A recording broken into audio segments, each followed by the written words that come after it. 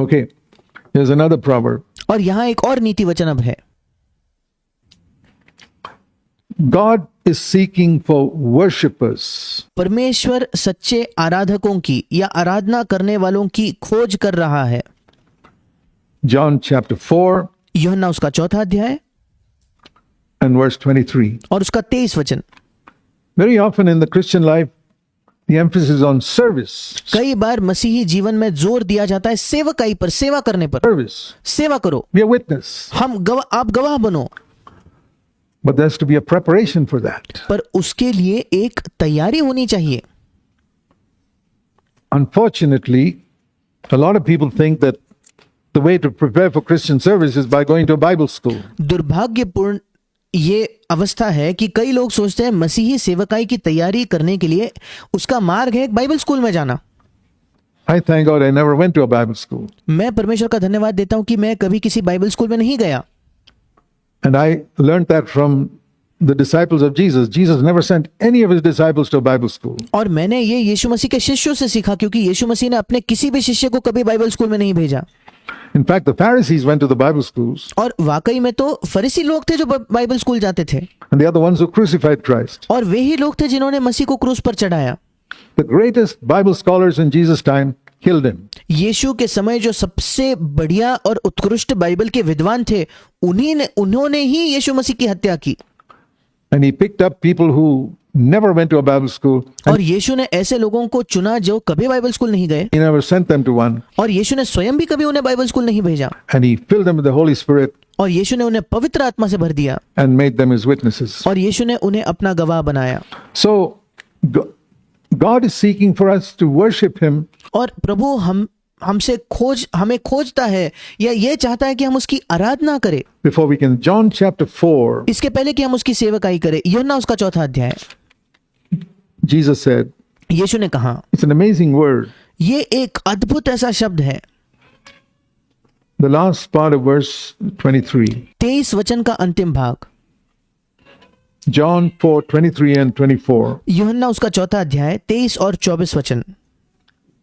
The true worshippers सच्चे जो भक्त, या इंग्लिश में लिखा है सच्चे आराधना करने वाले जो है, will worship the Father in spirit and in truth. And वे पिता की आराधना आत्मा और सच्चाई से करेंगे। here's the important statement. और यहाँ बहुत ही मुख्य कथन इसके बाद आता है, Such people the Father is seeking. क्योंकि पिता अपने लिए ऐसे ही आराधकों को ढूंढता है, खोजता है To be his worshippers. कि ये लोग उसके आराधक बने।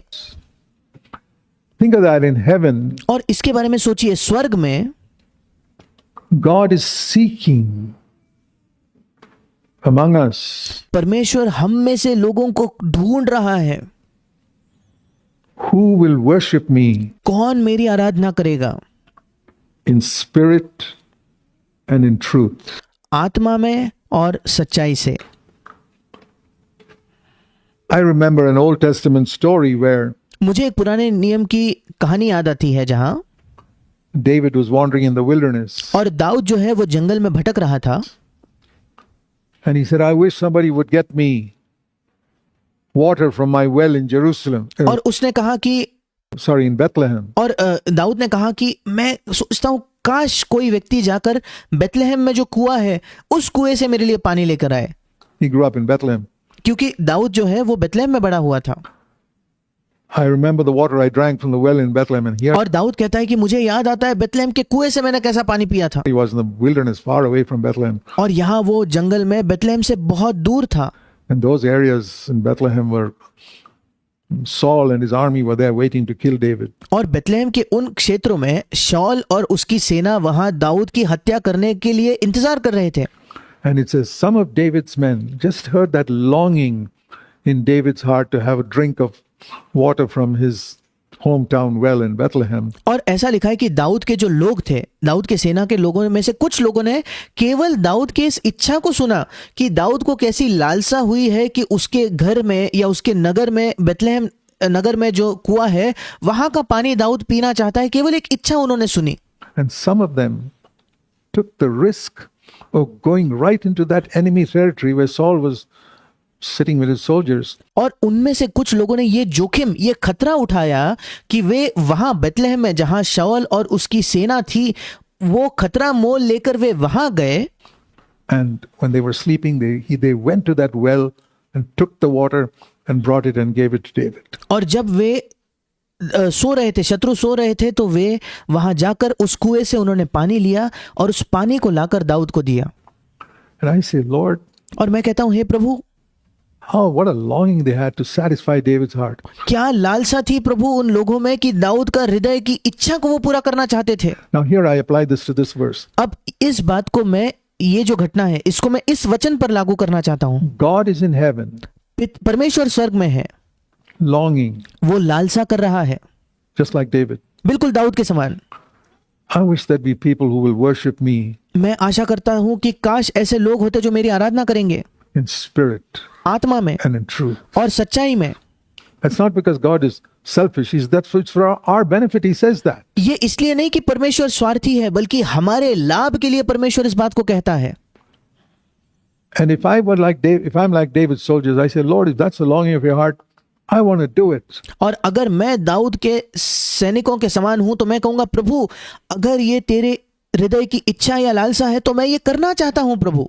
I want to satisfy that longing of your heart to be मैं तेरे उस हृदय की लालसा को पूरा करना चाहता हूं, one of those who worships you, not just when you hear this message. और कि मैं उन लोगों में से हूं जो आपकी आराधना करता है प्रभु, केवल तब नहीं जब आप इस संदेश को सुनते हो You forget about it tomorrow. और But फिर कल आप इसको भूल जाते हो। all of my life पर प्रभु मेरे जीवन भर to worship you in spirit and in truth. आत्मा में और सच्चाई में तेरी आराधना करना। You say I say I don't understand it.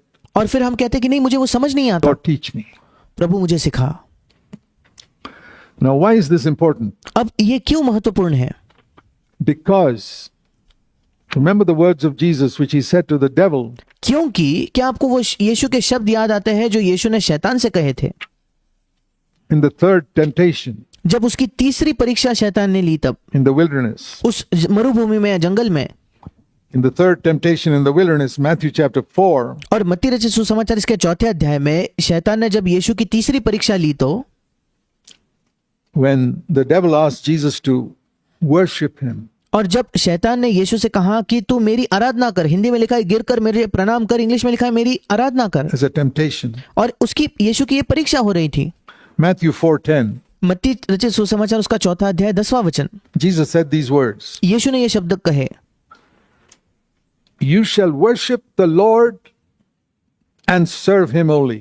और हिंदी में लिखा है तू प्रभु अपने परमेश्वर को प्रणाम कर और केवल उसी की उपासना कर।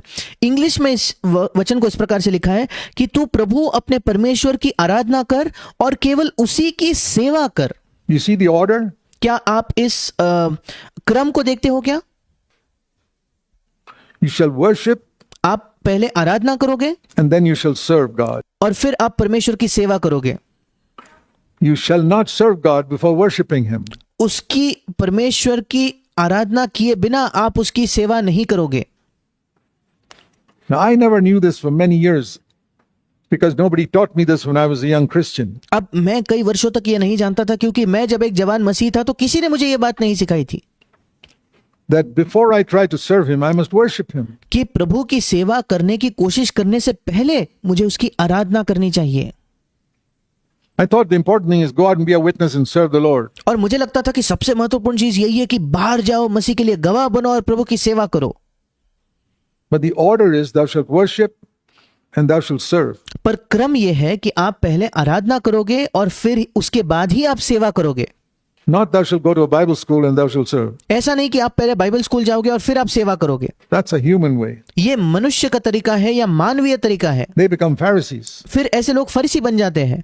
God's way is become परमेश्वर का मार्ग a है worshipper. पहले एक आराधक बनो, आराधना करने वाले बनो, And then your service will have fruit from it. और फिर तुम्हारी जो सेवा है उसमें से फल आएगा। And the quality of your service will be Christ-like and powerful. और तुम्हारे सेवा की जो गुणवत्ता है वो मसीह जैसे होगी और उसमें सामर्थ होगा। The emphasis very often is on quantity. How much have I served the Lord? How many people have I witnessed to? How many tracts have I distributed? और Quantity कई बार- means nothing in God's eyes. और कई बार जोर जो है वो संख्या पर होता है या मात्रा पर होता है कि मैंने कितनी इस प्रभु की सेवा की, कितने ट्रैक्स मैंने दिए, कितने लोगों को प्रभु के पास लाया। और ये जो संख्या है या मात्रा है प्रभु की आंखों में कोई मायने नहीं रखती। In Jesus' life, out of 33 and a half years, यीशु के जीवन में 33.5 वर्षों में से about 12 of those years he was a carpenter. उनमें से 12 वर्ष तो वो केवल एक बढ़ई का काम करता था। From the age of 18 to 30, he was making stools and benches and things like that. 18 से लेकर 30 के आयु में वो मेज बनाता था, कुर्सी बनाता था, स्टूल बनाता था, यही सारी चीजें वो बना रहा था। And 3.5 years he was in full-time Christian work. और केवल 3.5 वर्ष ही वो पूर्णकालीन मसीही सेवा में था। What proportion was that? अब इसका अगर आप प्रोपोर्शन या मात्रा देखो तो क्या है? But he fulfilled the Father's will. He was a worshipper first. पर उसने पिता की इच्छा को पूरा किया। वो सबसे पहले एक आराधक था। He was worshiping the Father when he was a child. He was worshiping the Father when he was in the carpentry shop. वो जब बच्चा था तो वो पिता की आराधना करता था। वो जब बढ़ई के उस दुकान में था तब वो पिता की आराधना करता था। He was worshiping all the time. वो हमेशा आराधना करता था। And then he was in full-time ministry for 3.5 years. और उसके बाद वो पूर्णकालीन सेवा में 3.5 वर्ष था। Thou shalt worship and then thou shalt serve. English में जैसे मत्ती 4:10 में लिखा है, पहले आराधना करो और फिर तुम सेवा करो। And one of the best expressions of worship that I have found और आराधना की सबसे अच्छी कोई अगर अभिव्यक्ति मैंने पाई है या आराधना का सबसे अच्छा इजहार जो मैंने पाया है in the Bible बाइबल में, is in the words of the psalmist in Psalm 73. वो भजनकार के जो शब्द है उनमें मैं पाता हूँ भजन संहिता उसका 73 अध्याय। You turn with me there, Psalm 73 मेरे साथ निकालिए भजन संहिता 73 and verse 25, और उसका 25 वचन, where he says, O God, whom have I in heaven but you? और स्वर्ग में मेरा और कौन है। इंग्लिश में लिखा है, तेरे अलावा स्वर्ग में मेरा और कौन है, हे प्रभु। And besides you, I desire nothing on earth. और तेरे संग रहते हुए मैं पृथ्वी पर और कुछ नहीं चाहता। या इंग्लिश में लिखा है, तेरे अलावा मैं उस पृथ्वी पर कुछ नहीं चाहता। If you can say that sincerely, अगर आप ईमानदारी से ये कह सकते हो तो you're a worshipper. फिर आप एक आराधना करने वाले हो। When I get to heaven, जब मैं स्वर्ग जाऊंगा, I'm looking for you. That means I'm not looking for the golden streets. इसका मतलब स्वर्ग में भी प्रभु मैं तुझे खोज रहा हूं, तुझे ढूंढ रहा हूं। मतलब स्वर्ग में मैं सोने के मार्ग नहीं ढूंढ रहा प्रभु, Or the mansions, या वहां जो राजमहल है उन्हें नहीं ढूंढ रहा, or the freedom from sickness, या बीमारी से जो छुटकारा है या स्वतंत्रता है वो भी मैं नहीं ढूंढ रहा प्रभु, or the freedom from troubles and problems. या सारे समस्याओं से, सारे क्लेशों से जो हमें छुटकारा मिलेगा उसकी भी मैं खोज नहीं कर A रहा lot of Prabhu. people are looking for heaven for that. Oh, then I'll be free from all trials and problems and sicknesses and all that. और कई लोग तो स्वर्ग की खोज इसी वजह से करते हैं कि चलो स्वर्ग पहुंचने के बाद मेरे सारे समस्याओं से, दुखों से, क्लेशों से मुझे मुक्ति मिलेगी। I'm not looking for that. पर मैं इन बातों की खोज नहीं कर रहा। To tell you honestly, if I'm with Jesus, I don't mind if I'm sick for all eternity. और मैं आपको ईमानदारी से कहना चाहता हूं, अगर मैं यीशु के साथ हूं तो मुझे कोई नहीं फर्क पड़ता अगर मैं अनंत काल तक बीमार क्यों ना हूं। I won't even be bothered by it. मुझे उससे फर्क भी नहीं पड़ेगा। It won't bother me what type of problems there are around me. मुझे कोई फर्क नहीं पड़ेगा मेरे आसपास कैसी समस्याएं हैं, If Jesus is there. To me, अगर यीशु मेरे साथ है तो। heaven is Jesus. मेरे लिए स्वर्ग मतलब यीशु। So, whom have I in heaven but you? और इसलिए स्वर्ग में तेरे अलावा मेरा और कौन है प्रभु। That's a true worshipper. ये एक सच्चा आराधना करने वाला है। And there's nothing and no one on earth I desire beside you, Lord. और पृथ्वी पर प्रभु तेरे अलावा कुछ भी और कोई भी व्यक्ति नहीं है जिसकी मैं चाहत रखता हूं। If you can say that, अगर आप ये कह सकते हो तो you're a worshipper. फिर आप एक आराधना करने वाले हो। And then everybody else, your wife, your children, फिर इसके बाद हर एक व्यक्ति, आपकी पत्नी, आपके बच्चे, all take second place ये सब के सब जो है दूसरा स्थान लेते हैं because you worship God. क्योंकि आप परमेश्वर की आराधना करते हो। And it's so very important because Jesus said you cannot serve और ये बहुत बहुत महत्वपूर्ण है क्योंकि यीशु ने कहा तुम इसके अलावा सेवा नहीं कर सकते before you worship. आराधना करने से पहले। You shall worship and then you shall serve. तुम पहले आराधना करोगे और फिर तुम सेवा करोगे। So please keep that in mind. और इसलिए कृपया इसे याद रखें